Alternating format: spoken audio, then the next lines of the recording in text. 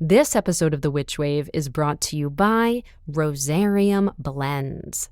Rosarium Blends is an esoteric herbal apothecary and occult bookstore. They make their own ritual incense, enchanting oil blends, talismanic natural perfumes, planetary sigil incense, grimoire inks, erotic apothecary, alchemical cosmetics, and so much more. I'm a huge fan of what they make, and I often use their incense blends in my own rituals. They are so special. And each formula is a living spirit serving as a direct link to the inherent energies its charm embodies.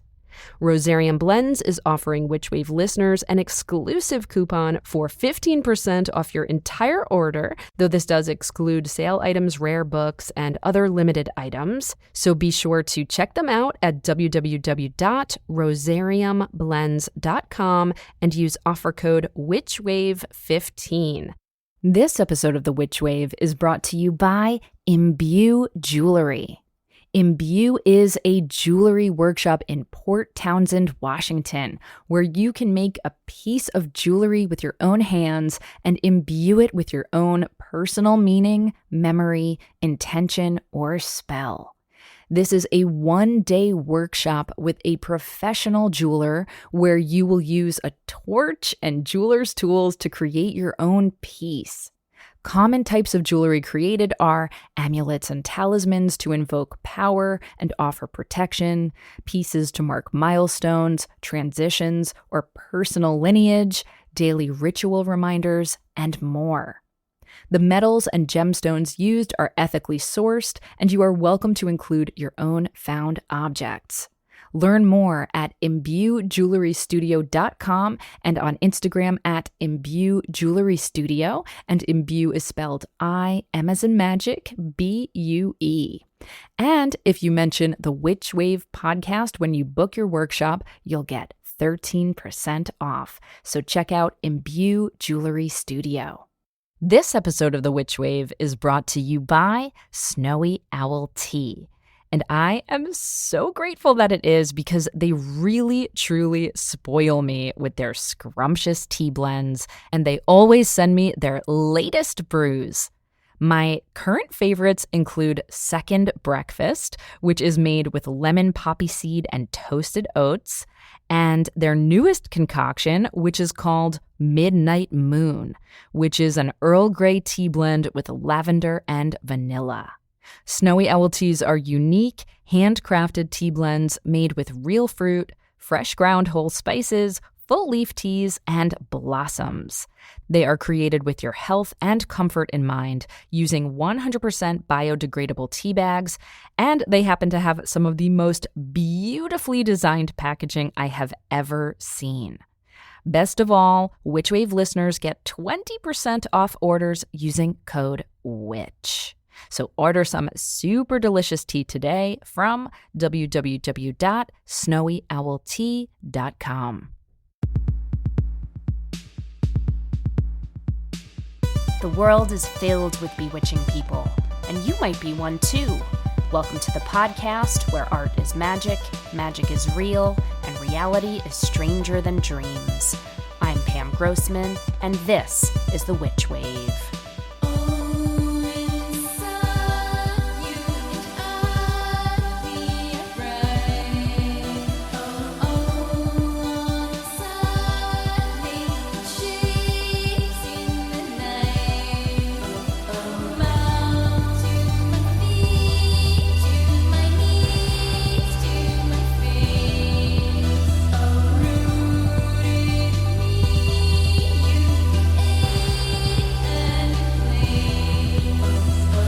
Hello and welcome to The Witch Wave. It was just April Fool's Day, and so I've been thinking a lot about fools and foolishness. In tarot, the Fool card, or card 0, is the very beginning of the deck, and you'll notice that in Pamela Coleman Smith's iconic illustration of this card and many iterations of people riffing on her card, it often shows a person who is about to essentially walk off of a cliff. At first glance, it might seem as if this fool is totally oblivious and therefore in peril. But in fact, the Fool card is very much a card about trust and surrender and not over planning or having preconceived notions, and instead embarking on a new journey with a spirit of openness and childlike wonder, what in Buddhism is referred to as shoshin, or beginner's mind. A big part of maintaining that openness, that foolishness, is to embrace a sense of play. And so in my own life and my own practice of magic, I try and stay fluid and free and not take all of it too seriously. In my experience, spirit has a sense of humor and will often speak to us through unconventional means and nudge us to see things from a different perspective. And so by embodying the Fool, by keeping that open, playful spirit, I invite in more magic. I invite in more messages, and I invite in a spirit of surprise and delight. Plus, laughter is just so fucking powerful. I know I've told this anecdote before, but I think it bears repeating that the best advice I've ever gotten to scare away a ghost is to flash it and laugh at the top of your lungs. I actually used this technique just last night because I was doing laundry in our basement and feeling a little bit creeped out. So I just started singing ridiculous songs really, really loudly. And whether or not it scared away any basement goblins, it certainly made me feel better. And I remember during the very beginning of the pandemic, when so many of us were terrified and housebound and unsure of what the fuck was happening, the first thing that made me feel a little bit better was watching endless episodes of the show Billy on the Street. And while this fake, raving, queer as fuck game show parody is not overtly magical, the healing and comfort and relief that it brought me was nothing short of sacred. So thank you, Billy Eichner.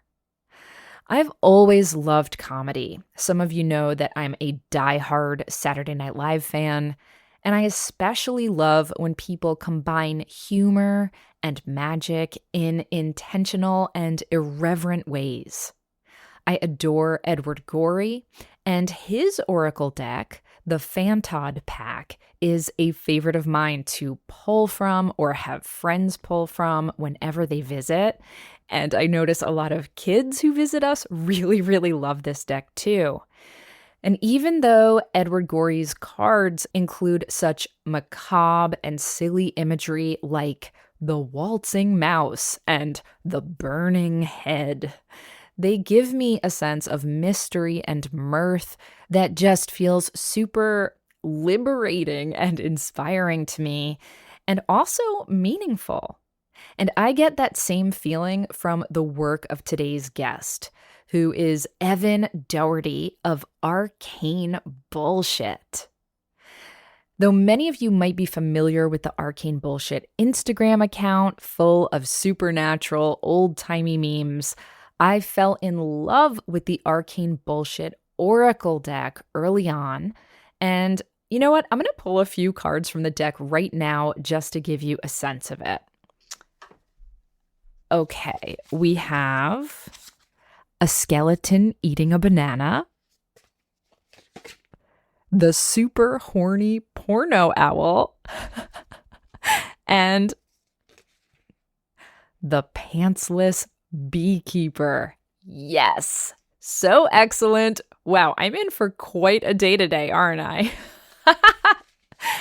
I was so happy to talk with Evan about belief and skepticism, his various satirical art projects, and how he maintains his foolish, nonsensical sensibility. But before we get to that, first let's check and see what's come through on The Witch Wire. Who is it? Witches.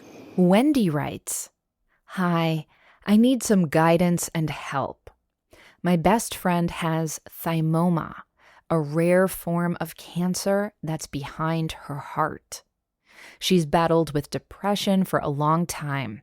This is her second time with cancer, having first been diagnosed with uterine cancer 10 years ago. I think her physical heart and psychological heart are both hurting. I want to support her self-love and self-care so she can focus her energy to healing. I loved crystals growing up and studied their physical properties and was obsessed with their meanings. I decided to pull out my crystal books and formulate a plan from my crystals to help her heal and feel loved. I ended up going in the direction of an assemblage altar.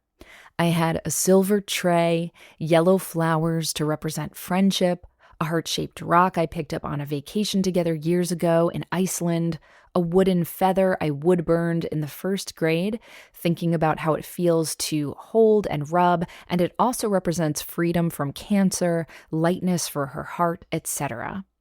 And a beautifully illustrated tarot card for cheese fries. Unconventional, but when I presented her with this first draft altar, she was tickled. Could have been the cheese fries tarot, to be honest. Ha! From here, I'd like to build my own altar. I need a positive, radiating center too. And continued to add to and upgrade hers. For whatever thoughts, direction, or guidance you share, I am grateful. Thank you." Hi, Wendy. First of all, I'm just so sorry to hear about your friend, and I'm so moved by the love and support that you feel called to offer her on her healing journey right now.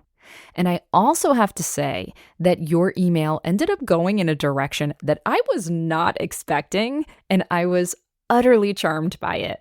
Because after all of this sincerity and hardship and care that you so beautifully express, you mention a cheese fries tarot card. And it just cracked me up.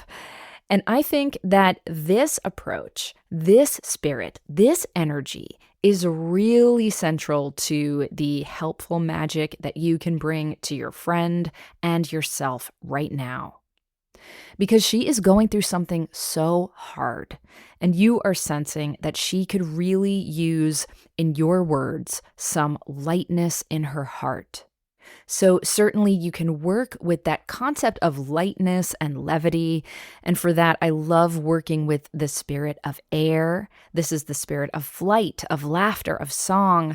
And so you can certainly incorporate anything about levity and lightness into your altar.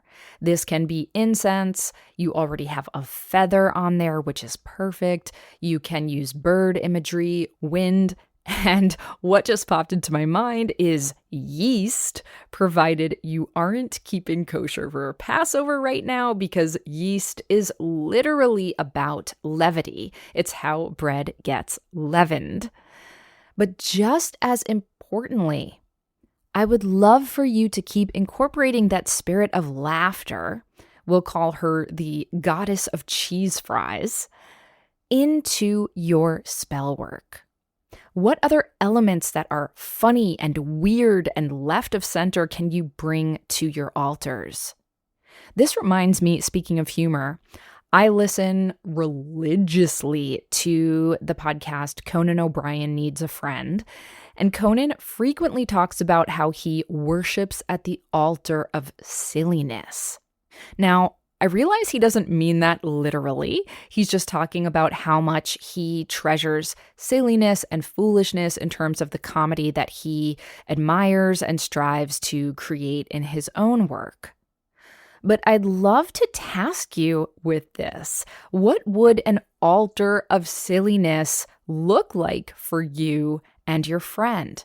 What makes you both crack the fuck up? What brings out the spirit of laughter, of levity in you? What or who can keep your goddess of cheese fries company? Because if you can add some more of that joy and relief and not taking shit so seriously into your spellcraft. I think it will bring both of you some much needed medicine in an otherwise all too serious time. So I hope that resonates. I hope your friend heals and gets healthier each day. And I hope you never stop worshiping at the altar of silliness in the days to come. Now, on to my guest. Evan Doherty is the creator of Arcane Bullshit, which is a project that encompasses a lot of things from merch to memes to the Arcane Bullshit Oracle deck, and now an upcoming book. Arcane Bullshit is hilarious and offbeat and often juxtaposes vintage found imagery from mythology, biology, and history with surreal, absurdist captions. The Arcane Bullshit website states the following, quote, "Shitty nonsense for non-serious people. Arcane Bullshit products are not recommended for tugboat captains, sapient dolls, anyone born before 1860, pond goblins, or butlers." Unquote. Just to give you a sense of the vibe we're talking about here. The Arcane Bullshit Oracle deck is Evan's snarky, twisted send-up of tarot with 106 cards designed by him, and he's been making these cards since 2011. He's also run 2 successful Kickstarter campaigns, one in 2018 and another in 2021. Actually, let's make it 3 successful Kickstarter campaigns because he just launched his 3rd for the forthcoming Arcane Bullshit book, which is called Stop Looking at My Tiny Town, and he hit his goal almost immediately upon launching, though it is still going on as I record this. Evan's Arcane Bullshit illustrations and Instagram feed have a cult following, and I'm constantly sharing his work on my Instagram, not to mention Matt and I own a bunch of his shirts and posters and stickers and so on. We are a little bit obsessed. I'll also mention that since we recorded this conversation, Evan welcomed a new baby into the world, so congratulations to him and his family, and I hope the baby has a name like one of his Arcane Bullshit Oracle cards. Here's a good one. The Feral Nerd. Yes. Evan joined me from his home in Toronto via Zoom.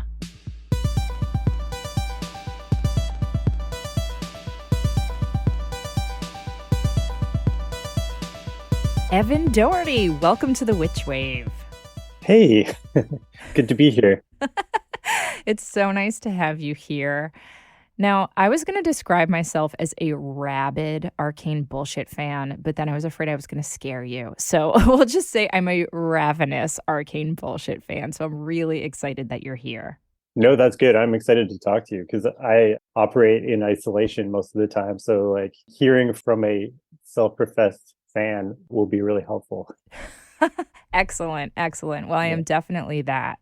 So often I have artists on the show and I ask them to describe their work because translating a visual medium to an auditory medium is a bit of a challenge. For you, I think we have a double challenge because not only do I want you to describe your work, but it's also fucking funny. And I feel like describing jokes immediately makes them not as funny. So I'm sorry in advance, but can you please describe Arcane Bullshit and the ethos and aesthetics behind it? Yeah, I'll give it a try. For me especially, I feel like what I'm doing is constantly kind of evolving and changing. I'm fortunate enough to have lots of really wonderful followers, and every now and then someone will reach out to me and tell me a specific way that something I've made has resonated with them. It's always so nice to get that kind of feedback because I'm just barely aware that what I'm doing makes sense at all. Like to me, it doesn't quite make sense. I'm guessing at a lot of things. I'm just taking a lot of risks and putting all my weirdest thoughts out there. Yes. But yeah, if I had to describe it, it's gone through several iterations and transmutations. But right now, the majority of my work is kind of focused on my Instagram account where I'm scouring the public domain for sort of like weird imagery, and then I'm transposing either nonsensical or like vaguely relatable sentiments and phrases over top of those weird images. I tend to work mostly in black and white. I think that started with the Oracle deck because that was a project that I actually drew myself. And it was kind of a limitation. I just didn't feel like I was that good at drawing, and I didn't want to complicate it too much. So I just left everything black and white. Mm-hmm. And then I just sort of really enjoyed that aesthetic. And every now and then I'll add little touches of color here and there to things. But for the most part, it's black and white. And I've kind of got this whole process that I've perfected for like grabbing pictures from old books, messing with the contrast and the levels and the textures to kind of make them look even more beat up and old, and then putting weird text with weird fonts over top of them. Yes, yes. What first attracted me to your work is, and I know you've expanded into a lot of other, we'll just call them like genres or styles, but you tend to often come back to images of mythology, witchcraft, the occult, and then kind of poke fun at it in this way that I find absolutely delectable. It's interesting because, you know, a lot of people, I think when they maybe meet me at first, they think, oh, you're a practicing witch, and therefore I should treat witchcraft and spirituality very reverentially. But I'm very fond of using this word reverent irreverence. I love shit that pokes fun at witchcraft and magic and the occult. Like, it's some of my favorite stuff because I just feel like we shouldn't take this stuff too seriously. And I also happen to think that silliness is sacred. So anyhow, your stuff really appeals to me because of that. So I thought I would talk about some of the, I don't know, I was going to describe them as like memes, but I feel like that's so trivializing to what you make. Like, they're kind of comics, maybe, or I don't know, is there a better word that you use to describe the format? I think memes is okay because in so many ways, like, they are trivial and they are ephemeral things that somebody just sort of like, you know, maybe you're on the toilet and you're flipping through your phone and you're trying to find like just a moment of entertainment. Like, they really are these just tiny moments of entertainment. And I'm churning them out so quickly too that I'm like, I'm not compelled to think of them as these monumental, important works either. So I think meme is okay. I think memes are great. Okay, good. Yeah. I didn't want to offend your delicate artistic sensibilities there. So Not too delicate. excellent. So I'm going to attempt to read the text of one of your images. This is probably not going to go well, Evan, but let's give it a try just to paint a picture. This is an older meme of yours, and it has an image of a witch in a cauldron. The witch is wearing a crop top that says witch, just in case you didn't know it was a witch. And the headline is "Shit Witches Say." And this witch is surrounded by phrases like, I want to kiss bats and do sins. Big hat is good. Get your get your feet off my sex log. And I tell time using worms. And there's many, many others. But just to paint the picture of like this absurdist sense of humor that you have that just like cracks me the fuck up. I also love, you have one that says, here's something I should tell you, Evan. So you used the word tiny moments earlier, and for some reason, my printer printed out my questions for this interview teeny tiny. And I was in such a rush to get to the studio on time today that I just kind of grabbed it. So I'm like squinting. I need like a magnifying glass or even a microscope to read some of this shit, but let me do my best. You have one that says, I miss the old mermaids who used to murder horny sailors and steal their treasure, which is excellent. It looks almost like clip art, like old, you know, mermaids and manatees, and it's just festooned with details and images, and it just cracks me the fuck up. So where do, God, I can't believe I'm going to ask this question because it's so obvious, but I really do want to know, like, where do these ideas come from for you? Yeah, that's a good question. I think focusing so much of my time and energy on Instagram has kind of shaped the way that I work. because it is a medium where nothing gets remembered. It sort of starts fresh every day. Somebody might go back and look at your old posts, but that feels very uncommon. So like you're constantly just kind of driven to churn out more and more new stuff. I used to spend a lot more time trying to conceive of an idea before I committed it to images and words. So I would be inspired by something like a post that I saw elsewhere on social media, and I would just satirize a specific thing that someone else was doing. Nowadays, my ideas are kind of more derived from the images that I find. Mm-hmm. Like the mermaids one, I had just collected a lot of really, really good old public domain imagery of mermaids, and I just loved them. Like there's just some really cool old timey sea stuff that I just had in a folder, and I was like, this is amazing. I have to use it somehow. I think I put together all the pictures first, and then I was like trying to figure out the right combination of words. And to me, it's like if I overthink it, then I often kind of get overwhelmed and I'll lose the thing altogether. So I try not to overthink it. I try to just like spit out the first couple of things that come to my mind. Mm-hmm. Sometimes it's good, sometimes it's not. Sure. But it's like something really freeing about just making so much content and you just don't even care if your ideas are good or not. When I go back and I look at an older post like that Shit Witches Say one, that was way more deliberate of a process. And I drew the picture of the witch on that and all of those phrases. I probably had this giant document and I called them all from that. Mm-hmm. There was a little bit more research going into it and a little bit more just like time spent sitting with my thoughts, trying to develop all of sort of the right things to comment on. More deliberation. Absolutely. But yeah, now I tend to rush things out a lot more. And the result is chaotic, but kind of more fun for me sometimes. Why is it more fun for you? Well, I was just about to say too, like when people are excited about the sort of giddiness of the stuff that I'm making, it's because they're responding to the fact that I'm having so much fun in the moment and I'm not second guessing everything that I do. And I'm just kind of in this state of play, I guess. Like I'm an adult and I mentioned to you, I mentioned before that I'm a Capricorn too, and take that as you will, but I'm not super spontaneous and fun in my day-to-day life.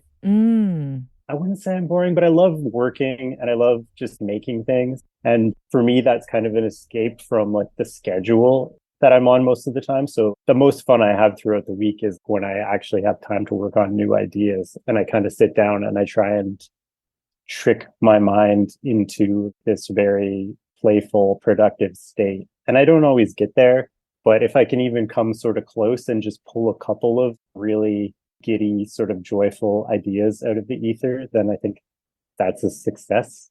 Yes. I find that state of play to be deeply magical, just personally speaking. And that's something that, I've talked a lot about on the show, and the people that I'm most attracted to in my spiritual life are people who, as I said earlier, like they are very reverential, but they also like don't take any of this shit too seriously. And I'm actually about to have my coven over this evening. We're recording right around spring equinox, and we cackle and we are disgustingly perverted and bawdy and just have a fucking hoot and drink lots of wine. And, it's not just like worshiping the moon delicately. You know what I mean? Like it's really fun. And I think that state of play is really holy and magical too. So how do you get yourself into that frame of mind? For me, it's not that difficult when I'm by myself. I have a lot of anxiety when other folks are around. And a lot of the time, if I am with other people, they have to be like a very close, trusted circle of people. And a lot of the time, like drugs or alcohol are involved, and that really helps. Yes. But when I'm by myself, I can get there a lot faster. And especially now that it's my job, I've kind of like perfected the ritual, getting myself in the right frame of mind. Like I have the most creative energy first thing in the morning. It's hard for me to get out of bed early, but a good day is one where I wake up early and just kind of have some quiet moments to myself, and I'm able to drink a bunch of coffee, feed myself a decent breakfast. I'm in Toronto, so sitting outside isn't always possible, but the ideal creative moment is sitting outside and having the sun on me, listening to some birds chirping, and just kind of spacing out. Mm. I try to minimalize distractions because like I can get so sucked into just whatever's going on my phone or on my laptop. Sure. I prefer to work out of a sketchbook. And yeah, that's pretty much all it takes. Like, and I just start riffing kind of with myself on paper. And that's super fun for me. And that usually gets me there. I love that. On that note, we're going to take a quick break and we'll be right back. So, by now, you know I love Wiser Books, and I'm really excited about one of their newest publications, which is called Heal the Witch Wound by Celeste Larson. Heal the Witch Wound is a book that's a practical guide for modern witches and healers, full of rituals, journal prompts, visualization exercises, and other tools to overcome the witch wound, which is described as a collective, intergenerational psychic wound that has scarred people, mostly women, for centuries. Heal the Witch Wound is a witchcraft healing book with feminist overtones, guiding modern witches on the path of healing their own witch wound. The book unfolds in 3 parts. Part 1 journeys back into the burning times. Part 2 is rooted in the present moment and explores the most common signs and symptoms of the witch wound. And Part 3 branches into the bright and brilliant future, offering an abundance of practices, both magical and mundane, to help heal the witch wound. And that includes step-by-step rituals, exercises, journal prompts, affirmations, visualizations, and other tools. Author Celeste Larson is a pagan witch, writer, ritualist, and esoteric business owner. She authors the blog Mage by Moonlight, where she writes about a range of esoteric topics, including folk magic, Norse paganism, polytheism, animism, ancestor veneration, ritual practice, magical self-healing, and more. Originally from Texas, Celeste currently resides in beautiful County Cork, Ireland. So go ahead and read her new book, Heal the Witch Wound, or check out her website at www.magebymoonlight.com or at Mage by Moonlight on social media. The Witch Wave is sponsored by BetterHelp. So I am always striving to grow and learn new things, and I'm always trying to think about how I can keep my work exciting for me and for you all. I love doing this podcast. I love writing. I love doing all the different projects that I do, but I'm always looking to expand and figure out what's next. How can I add to what I'm doing? How can I offer more? How can I keep myself and all of my wonderful listeners and readers and students engaged in what I'm doing too? And a lot of this requires a great deal of introspection, and getting to know oneself can be a lifelong process. I'm a very introspective person, and therapy has been a huge tool in my toolkit to help me with this introspection. Therapy is all about deepening your self-awareness and understanding, because sometimes we don't know what we want or why we react the way we do until we talk through things with somebody else. BetterHelp connects you with a licensed therapist who can take you on that journey of self-discovery from wherever you are. And I've been in therapy on and off since I was 14 years old. I'm in my early 40s now, so that's a long time.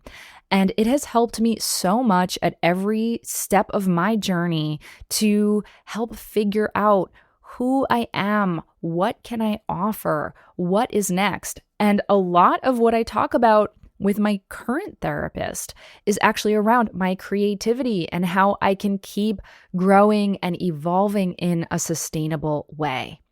Therapy has been helpful for me in learning positive coping skills for when those times get stressful. It's helped me learn to set boundaries, and it's empowered me to be the best version of myself.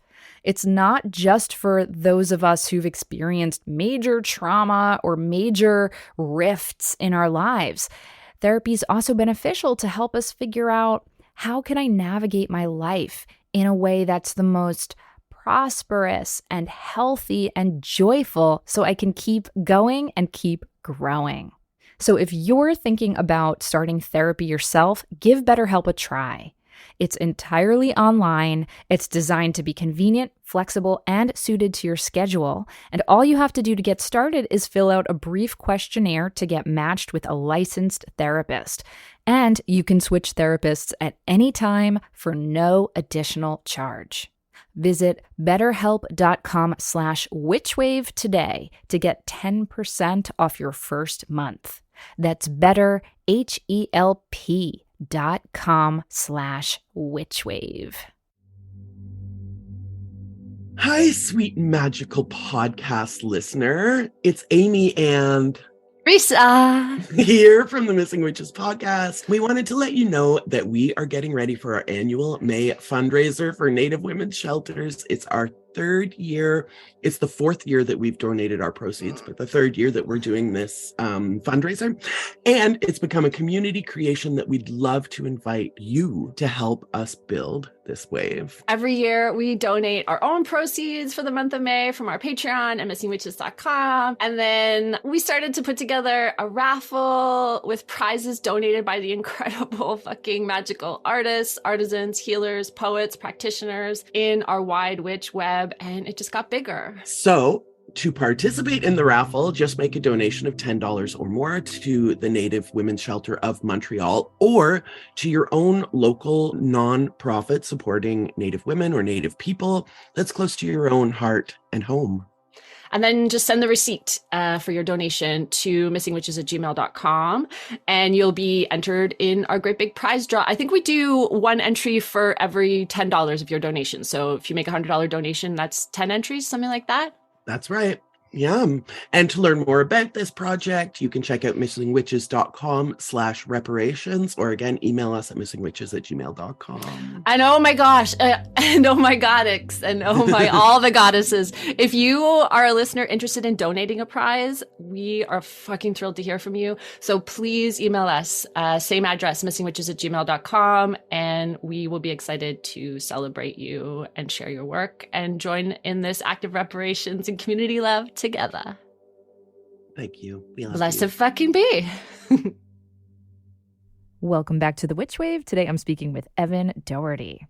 So Evan, earlier you mentioned in passing your Oracle deck. And this is a deck that I own and absolutely treasure. And I think a lot of people who are listening are going to be interested in how you came to make your own divinatory deck and what makes it different from other Oracle decks and tarot decks that are out there. Yeah, I'm very happy to talk about that. I've thought about it so much. Some of the things that you've already touched on, like, kind of made me think about it, because you're talking about reverence and things that should or should not be taken seriously. I'm 100% with you that, like, I don't really think that there's anything that should be taken 100% seriously all the time. Obviously, you have to read the room, but Sure. there are probably bad times to not take things too seriously. But it's something that helps me to cope with the more difficult things, is to kind of like skew your perspective and try and access what's really absurd about those things. So the Oracle deck started from a place of pure sort of, I'm not going to say contempt or like... Bring it. Bring it. You're not going to offend me. Go ahead. I was a lot younger and it was a lot snottier. The way that I sort of drew inspiration was through opposition to something. Sure. So it was like, I went to art school, and art school is a really weird place where they try and teach you about how to compose artist statements and sort of justify this like very absurd work that you do. And a lot of that felt to me like bullshit. Yes. And the whole time I was there, I feel like all the work that I did was just kind of trying to make fun of that whole system. Mm-hmm. And trying to like make something that really confronted how stupid I thought everything was. And then coming out of art school, it was still where I was getting most of my fuel, finding things that I thought were really stupid, just kind of trying to take them apart a little bit. Mm-hmm. And so, yeah, with the Oracle deck, I think it kind of did start out from a place where I was just like, I don't understand tarot or cartomancy, divination stuff. I want to kind of just make fun of it. Mm-hmm. Obviously, as an artist, if you're spending a lot of time with something, you kind of get to a point where you're like, okay, this isn't stupid. I've dug deep enough into this now that I kind of get it. Okay. There's a lot more to understand than what I understood at first. But the very first spark of inspiration definitely came from like Wanting to poke holes in it. not understanding it, thinking it was kind of silly. And I don't know if you saw that one Simpsons episode where Lisa's at like the Renaissance fair and she gets her cards read, and the tarot reader pulls the card and it's like the happy squirrel. And That's right. I forgot about that. so to me, it was like this idea of you're in this very somber, serious, like almost religious setting, and this person who you're putting all your trust in like flips over the card. And to me, it was just, what's the most ridiculous possible thing that could be on that card? Yes. There's over 100 cards in the deck, and it was like every single one of them, that was the sort of impetus, was just, what is the perfect, most ridiculous moment that you could achieve in that setting? Oh, I love it. So listen, let's go through just a couple of the cards to give our listeners an idea of what we're talking about. I just wrote some of my favorites down. You have Space Death as a card. You have Big Sexy Satan. You have, this is one of my personal favorites, a bunch of cats posing as a woman, which is so good. I feel like that is me. What are some of your other favorite cards? Oh my goodness. Yeah, there's so many in there. The process of making the deck was kind of a long, drawn out process. So I added to it over the years. So at this point, like some of the older cards kind of bug me. There's still a few in there that I'm like, I want to replace that one. But the ones that I end up just seeing the most, I have on like a lot of different merch, like Big Sexy Satan is definitely like, people want that on everything. How can you resist? Yeah, that's a good one. Yeah, Space Death too. I have one or two fans who have been following along from the beginning who actually have that like tattooed on their body, which is amazing to me. Nice, nice. Well, I'm going to tell you a quick anecdote, and that's to say, a lot of times when we have guests or people staying with us, we have this little house up in the mountains that we go to sometimes, and I have a few different decks, and I love to have our guests pull cards from the decks. And most of the decks are, you know, pretty sincere, earnest, beautiful, lovely decks, but I also love to have them pull from the Arcane Bullshit Oracle as well. And my sister-in-law, who was pregnant at the time, pulled the card, which was uterus with feet. And we all cracked up. She like died because not only was it the perfect card for her, but it also kind of like touched a nerve because she was feeling like a uterus with feet. She felt like she had just seen our in-laws or our shared in-laws. All they wanted to do was talk about the baby and touch, you know, her torso. And she just was like over it. So it was this really beautiful moment of your ridiculous deck that you created to poke fun at all of this actually being not only accurate, but giving my sister-in-law this like real release and moment of relief. And it opened up this whole conversation about how she was actually feeling about being pregnant. Because, you know, women are supposed to just be like, oh, I'm so happy. Like, I'm the bearer of life and it's so sacred. And actually, it can feel really shitty to a lot of people. And so the deck was effective in that way, whether or not you intended it to be. And I wondered, Evan, if there are other anecdotes or experiences that you've had or heard of people having actual, real, moving experiences with this silly, silly deck of yours. That's a good question. Off the top of my head, I can't think of any specific stories like that. But I definitely think that what you're describing obviously wasn't my original intention to actually have this be something that was useful to people emotionally. When I do hear stories like that, I'm always so amazed. And over the years, I've heard enough stories where there are just kind of these perfect moments of synchronicity where the deck kind of lines up with something in your life. And it's kind of made me realize, regardless of what I want this thing to be and how I want people to use it, people are going to bring their own meaning to it. It's going to intersect with their lives in these completely unintended ways. And I think that is really magical. As I developed the deck, I kind of developed it a little bit more with that in mind. The thing that drew me to tarot in the first place is kind of just how loaded with symbolism each image is. So even though a lot of the cards are like really silly, I still try to give them not necessarily like depth that you can decode in a consistent and logical way, but I try to give them at least like a little bit of push and pull. So there's different things that you can look at and try and bring together in your mind and make meaningful in your own way. And I've had a few experiences doing readings myself too. First of all, I'm really, really bad at doing readings. I kind of hate it. Like, what do you mean? I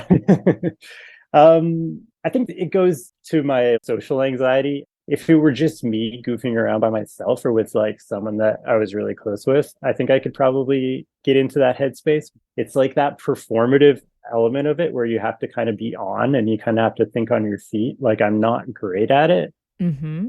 I would like to take it away and go and think about it for 2.5 hours and write notes and then come back with something really polished and composed rather than doing it spontaneously.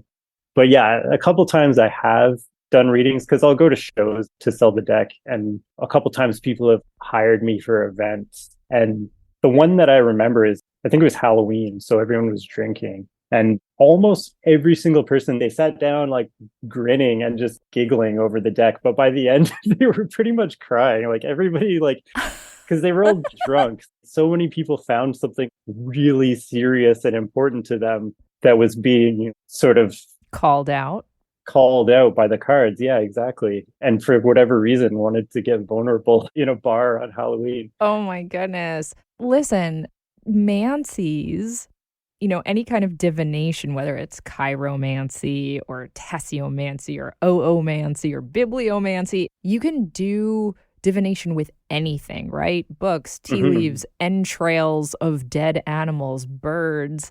And so I think, of course, you can do divination with a deck of 106 very silly cards, and some meaning or some message can come through. Like, I don't think the gods or spirit or source or whatever you want to call it, I don't actually think they care what we use. I think they're just like, great, that's the deck, cool, I'll work with it in this other way then. I mean, that's just my opinion. And certainly we can also just chalk it up to chance and randomness and people bringing meaning to whatever they're confronted with, but it's still effective either way. Yeah, absolutely. And I think like even just me going through the exercise of spending 5 to 10 years or however long it took me to make this deck, deliberately trying to think of 106 distinct, very jarring and bizarre images, I think it ensures that there's going to be something there that kind of resonates with somebody on some level. Absolutely. Was it cathartic for you to make? Yeah, I had a friend of mine last week asked me to come in and like talk to his class of illustration students. So I've been through this story a few times recently, but like he encouraged me in this presentation to not describe anything that happened to me as luck. But it's very tempting to see things as luck because the Oracle deck was like the very first large, serious art project I ever did. Like the timing of it was just lucky. And there were so many things about it that just kind of worked and clicked in that moment. So it was cathartic for me early on to kind of realize that I could take on such a big project. And, I did it bit by bit, but even just finishing each step was very, very fulfilling. And getting out all of this sort of whatever anger or distrust I had for whatever it was at that time must have been cathartic too. Totally. Has your relationship with, we'll just call it belief, broadly speaking, has that changed or evolved as you've been working on the Arcane Bullshit project broadly? Or are you still kind of as cynical as you ever were? Oh, 100% it has evolved. I think where I still get really kind of upset is when I feel like belief is being used to manipulate people. or when there's something disingenuous about it. Obviously, like this past decade, we've seen occult type stuff sort of being seized upon by corporations to sell people things, and that kind of stuff I still feel angry about, and I still want to make fun of. And conspiracy theories and all of that Conspiracy shit. theories. Yep. Yeah, when it's just sort of being used to sort of pry open people's hearts and minds and wallets to like get them to participate in something. There's definitely an ickiness to it, but it can be a pure and non-evil thing. And I definitely appreciate the value in people's beliefs more and more. Excellent. On that note, we're going to take another quick break and we'll be right back. If you've been listening to The Witch Wave for a while, you know by now that I am absolutely infatuated with Mithras Candle. Mithras Candle was one of my very first sponsors when the show launched over 5 years ago, and they are still one of my very favorite sponsors because their candles are so gorgeous, so magical, and so thoughtfully made. These pure beeswax lights are inspired by the modern science of photobiology, along with ancient pagan practices and cosmic mysteries. Mithras candles are handmade by my mythic and scientific pals in Philadelphia, and they come in traditional golden yellow and sensual black hues with unique colors and collaborations popping up seasonally. You will be absolutely obsessed too once you experience the beautiful Byzantine hand-dripped style of a Mithras candle and their honeyed floral aroma. Go to mithrascandle.com to pick up the perfect candle for your most magical moments, or to simply infuse the mundane with something sacred. Witchwave listeners get 18% off their first order by using offer code WITCH at checkout. That's offer code WITCH at M as in magic, ITHRAS candle.com. Black Phoenix Alchemy Lab is a specialty fragrance house currently celebrating its 20th year, now based in Philadelphia. Black Phoenix Alchemy Lab specializes in formulating body and household blends with a dark, romantic, gothic tone. And over the years, they've collaborated with so many of my heroes, including Neil Gaiman, Guillermo del Toro, and the Jim Henson Company. They continually return to inspirations drawn from history, mythology, literature, pop culture, and fine art. And they have a sister store called Twilight Alchemy Lab that creates oils blended and consecrated specifically for use in witchcraft and ritual magic. Keep up with their latest seasonal perfume releases by looking them up on social media. And Black Phoenix Alchemy Lab also now has a YouTube channel where they share scent reviews, announcements, and original video art. Perfume archives and customer reviews going back many years can be found at the fan-run bpal.org web forum. And of course, you can order all of Black Phoenix Alchemy Lab's decadent perfumes, oils, and more at blackphoenixalchemylab.com. Would you like even more Witchwave? Do you wish you could hear from me and my other bewitching guests on a weekly basis? Then come join us on Patreon, where you'll get bi-weekly bonus Witchwave Plus episodes, ad-free Witchwave episodes, and detailed show notes for all. Rewards for some tiers also include magical merch and contests where you can win Witchly prizes each month, as well as early heads up about my workshops before they sell out.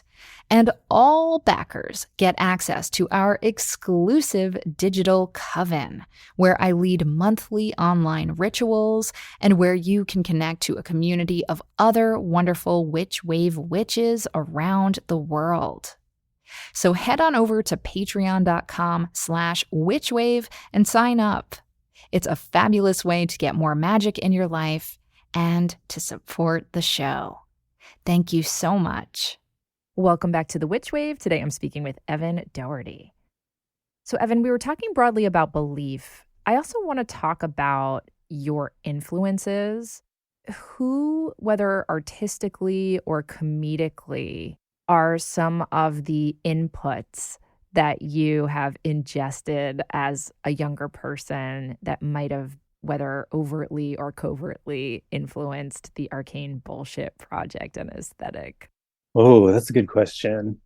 Now it's so much harder for me to pin down my influences because it's the kind of sea that I'm swimming in is just Instagram, and there's just so many creators that I follow, and I'm just picking up so many little bits of things that I like here and there. Totally. Earlier on, there might have been some more specific kind of references that I was making. Like, I was curious if you were like a Monty Python fan or a Kids in the Hall fan since you grew up in Canada, or like, is there anything just comedically that you just loved as a kid that might be leaking its way into your project? Oh, 100%. Yeah, I'm definitely always been like a huge sketch comedy fan. Same. So yeah, like Monty Python, Kids in the Hall. The thing that I love about sketch comedy that comes out a little bit in my work is when you're making like a sketch, there's no sort of like predefined format for how long it has to be, whether it has to have like beginning, middle, and end. So people experiment a lot, and the kind of variety that you get in a comedy sketch is just outrageous. And I would even say a good 70 to 90% of comedy sketches are bad. Yeah. They tried something and it didn't fully work, but I've always loved just the fact that they're trying. And that's definitely like a headspace that I try to get myself into. Like, this doesn't really matter. You can just try a million things. And if something kind of works a little bit, then you can build on it or try it again. So it's kind of like eradicating your fear of failure, if you will. Yeah, absolutely. And that's a very strong fear in me. And this whole Arcane bullshit endeavor has kind of been just something that I've been building on step by step. Because I think if somebody had said to me at the very beginning, you're going to do XYZ and you're going to make all this merch and you're going to ship it to people out of your garage, you're going to have to buy enormous boxes full of envelopes. I would be like, no, thanks. I'm not going to do that. That sounds terrible. Yes, shipping is a killer. It is a fact. Yeah, and I spend way too much time just thinking about logistics right now, but I wouldn't have taken that leap. And I probably would have failed at it too if I had found myself just suddenly in the deep end of all of this. But I've structured it in such a way that it's like I create a safe space where I can kind of mess around and play with ideas. Something kind of like resonates with somebody out there. I get kind of an idea that this might be something people want to see more of, and then I'll build it into a bigger product. Were you raised with any encouragement, whether it's artistically speaking, comedically speaking, or spiritually speaking, or any combination thereof? I'm just so curious about your family life and your background. I'm at the age now where I like to try and imagine things from my parents' perspective a lot more. 10 years ago, if you'd asked me that question, I would have been like, absolutely not. Like my family was pretty like boring white middle class family in a small town. If there's anything I learned or taught myself, it was a kind of out of rebellion, maybe. But I'm sure that there were seeds. My dad was definitely a Monty Python fan and definitely would have showed me a couple little things here and there that helped to mold my sense of humor. My parents did send me to art school. I don't think they understood the value of an arts education necessarily, but they did it anyway. They did it anyway. No one else in the family is an artist or was really doing anything creative. So I definitely appreciate that they like took that leap with me. Big time. They still don't understand what I'm doing. It's They're very like, confusing. You make a living at what? Yeah, exactly. That's so funny. You have mentioned now a few times words like anxious and you prefer to work alone and so on. And it feels to me like maybe your artwork and all these different projects that you do are in some way, I don't know if therapeutic is the right word for you. I'm wondering how you might feel transformed by the work that you make. That's a good question. If it's therapeutic in this very kind of remote, sort of detached way where like I'm not talking to somebody face to face and opening up about my thoughts and feelings and getting a response back immediately. But Sure. it's more just like I'm pouring things out there, and every now and then like I'll get a little bit of somebody supporting it or not supporting it. But yeah, I do think it's a little bit therapeutic. I'm not deliberately setting out to sort of address problems that I have through the work that I do most of the time. Sure. I guess I more meant like because you are so audacious in your work, but you've described yourself as a Capricorn and and as having, In the some bad social way, yeah. anxiety. I wondered if it was, I don't know, freeing for you to get to just not give a fuck in the things that you make.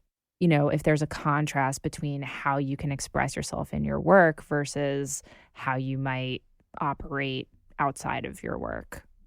Yes, 100%. I definitely agree with you there because I do feel like out in the world, like I'm very restrained, and I do feel like there are a lot of kind of boundaries that I have with regard to expressing myself and like letting out all of my weirder ideas. In that respect, just being able to not feel constrained, not feel like there are any rules holding me back, and then also getting actual positive feedback from real people is amazing. And yeah, it does give me a sense of freedom. I love that. Well, listen, you have a new project that you have just launched on Kickstarter. I am a very excited backer of this project. This is your first book that you're putting out. Can you let us know more about that? Yeah, definitely.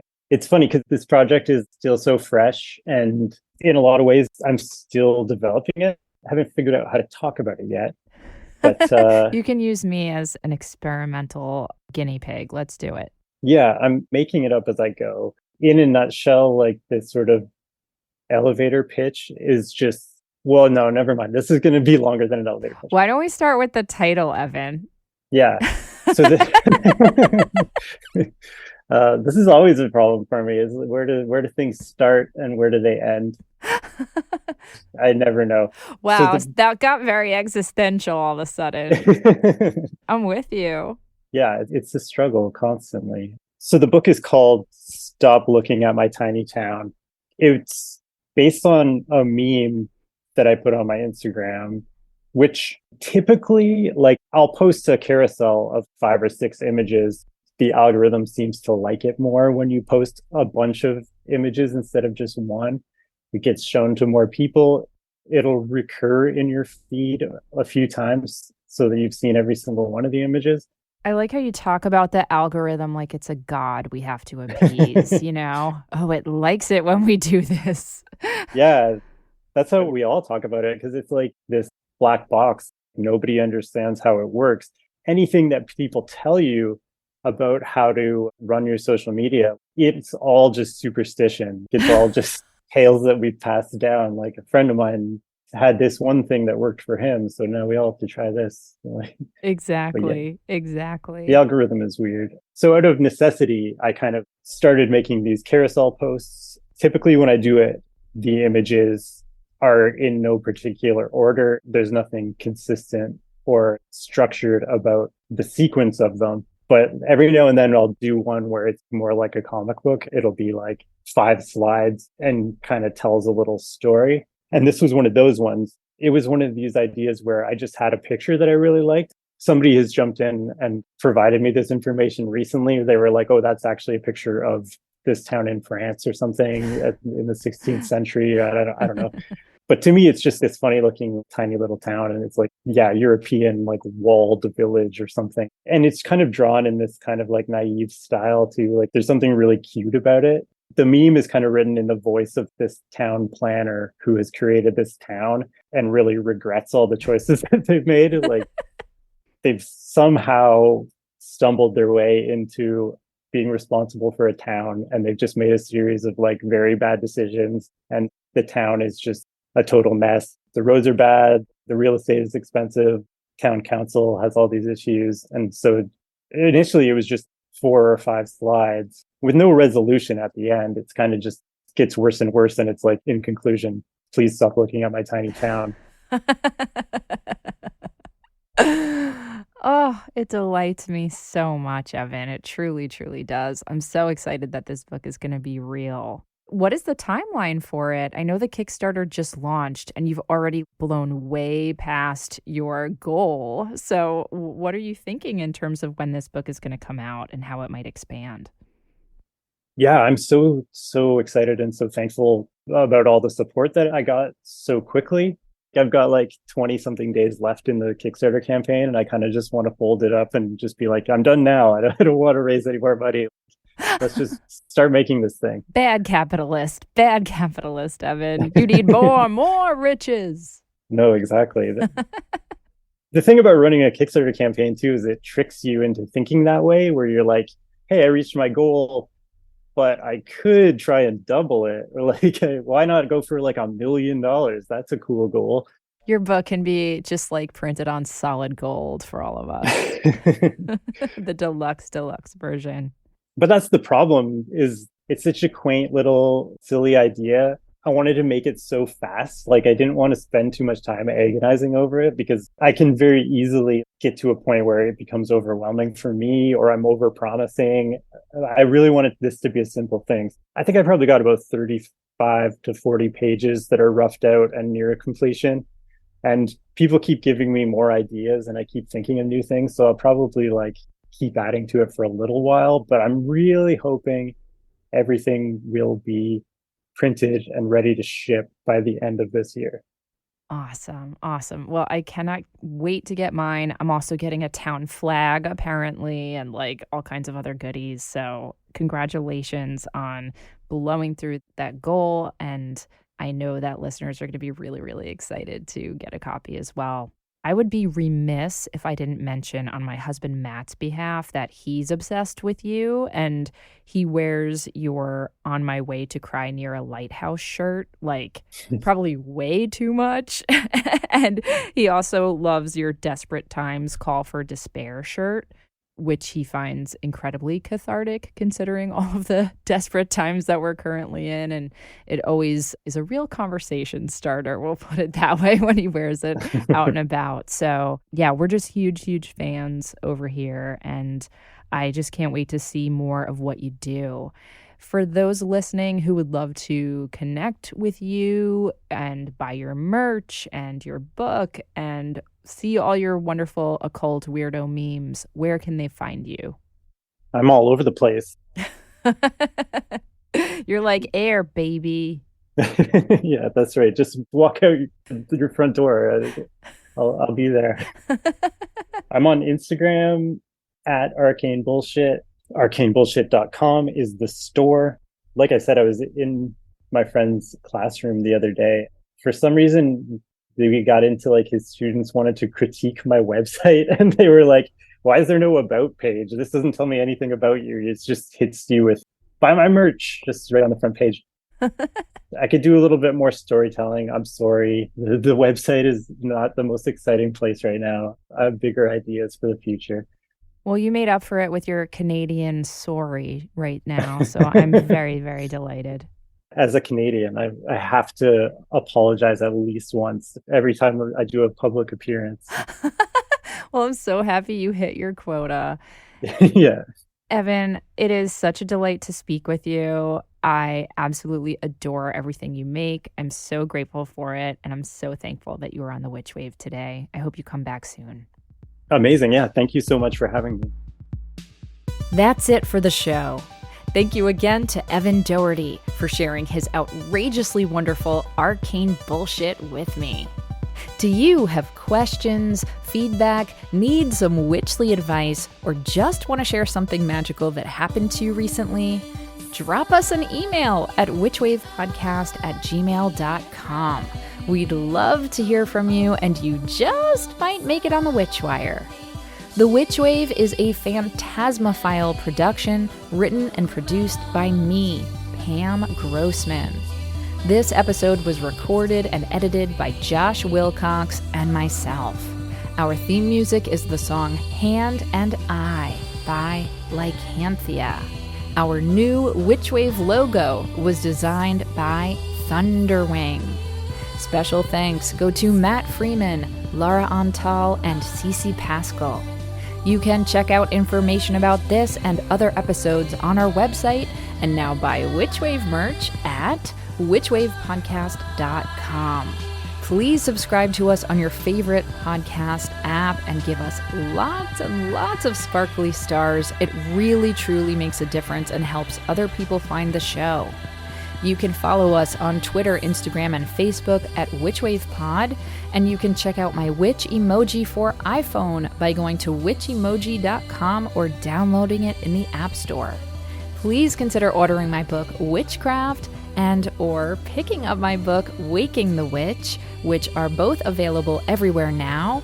And if you want more Witchwave or you would just like to support the show, please join us over on Patreon. That's patreon.com/witchwave. Thank you so much for listening. Witches are the future. I'll catch you next time on The Witch Wave.